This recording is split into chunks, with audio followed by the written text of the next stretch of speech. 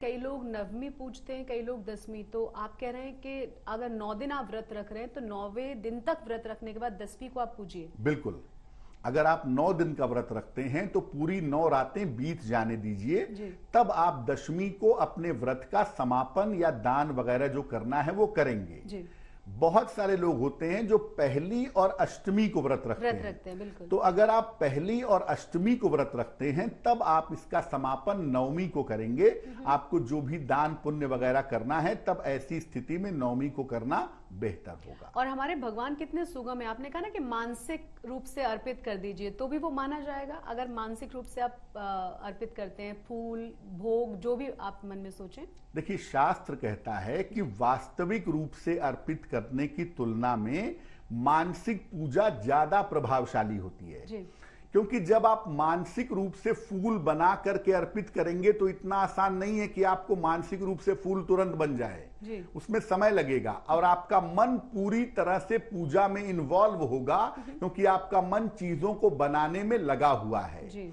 इसीलिए शास्त्र बहुत स्पष्ट कहता है कि भौतिक पूजा की तुलना में अगर आप विभिन्न वस्तुओं से मानसिक पूजा करते हैं या मानसिक रूप से विभिन्न चीजें देवी देवता को अर्पित करते हैं तो उसके फल आपको ज्यादा और ज्यादा बेहतर प्राप्त होते हैं।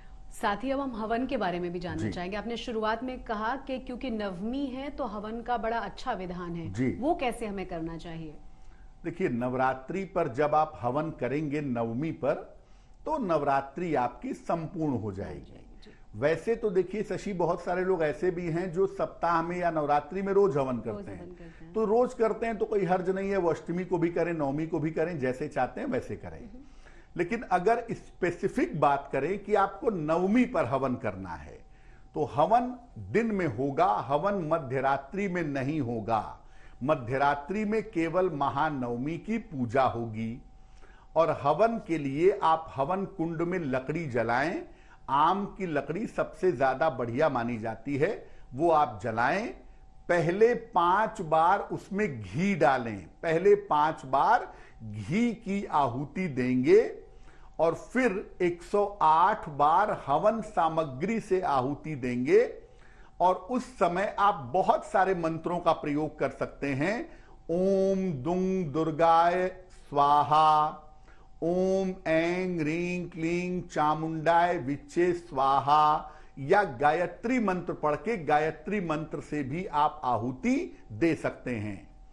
हवन जब समाप्त हो जाए तब आप देवी से कृपा की प्रार्थना करिएगा। निश्चित रूप से हवन के साथ नवरात्रि संपूर्ण होगी। लेकिन मैं फिर बता दूं कि अगर आपने 9 दिन का व्रत रखा है तो हवन के बाद आपके व्रत का समापन नहीं होगा। आपके व्रत का समापन दशमी को ही होगा, 9 रातें बीतने के बाद ही होगा। एक और चीज यहाँ पर पूछना चाहेंगे पंडित जी। आपने कहा ना हवन बहुत जरूरी है। सवाल अब ये है कि अगर कोई खास मनोकामना है हमारे मन में तो क्या उसका विधान हवन के लिए अलग रहेगा उसकी प्राप्ति के लिए? उसमें यह होगा शशि कि आप जिस चीज से हवन कर रहे हैं वो चीज बदल जाएगी। लकड़ी वही रहेगी, अग्नि वही रहेगी, घी वही रहेगा, सामग्री, मंत्र भी वही रहेगी, सामग्री बदल जाएगी। सामान्य जब आप हवन करते हैं तो हवन सामग्री में आप क्या करते हैं? जौ मिलाते हैं बराबर मात्रा में, काला तिल मिलाते हैं बराबर मात्रा में, घी मिलाते हैं और हवन सामग्री को मिक्स करके तैयार कर लेते हैं। उसके बाद उसी से आप हवन कर देते हैं। ये सामान्य तरीका है। नवरात्रि में अगर आपको सामान्य हवन करना है, नवमी को भी करना है, तो आप इस तरह से कर सकते हैं। लेकिन अलग अलग तरीके का लाभ लेने के लिए जब लकड़ियां जल जाती हैं तो उसमें अलग अलग आहुति दी जाती है और अलग अलग लाभ के लिए अलग अलग आहुति देने से आपको फायदा होता है। और किस चीज से कैसे हवन करना है? किस लाभ के लिए? किस लाभ के लिए? जी, जिससे कि मनोकामना पूर्ण हो। बिल्कुल। सामान्य हवन करना है शशि तो हवन सामग्री में जौ और काला तिल मिलाएंगे, घी मिलाएंगे और उससे हवन करेंगे। लेकिन जैसे आर्थिक लाभ चाहते हैं आप कि आपको फाइनेंशियल फायदा हो तो आप मखाने से या खीर से हवन करिएगा। आहुति 27 बार या 108 बार डालिएगा। लेकिन सफेद मखाने से या खीर से हवन करने से आर्थिक फायदा होता है। कर्ज से अगर मुक्ति चाहते हैं तो राई से, काली सरसों से हवन करना अच्छा होगा। संतान संबंधी अगर कोई समस्या है, चाहे संतान की प्राप्ति की हो या संतान के जीवन में कोई दिक्कत हो, उसको दूर करना है तो माखन मिश्री से हवन करना बेहतर होगा।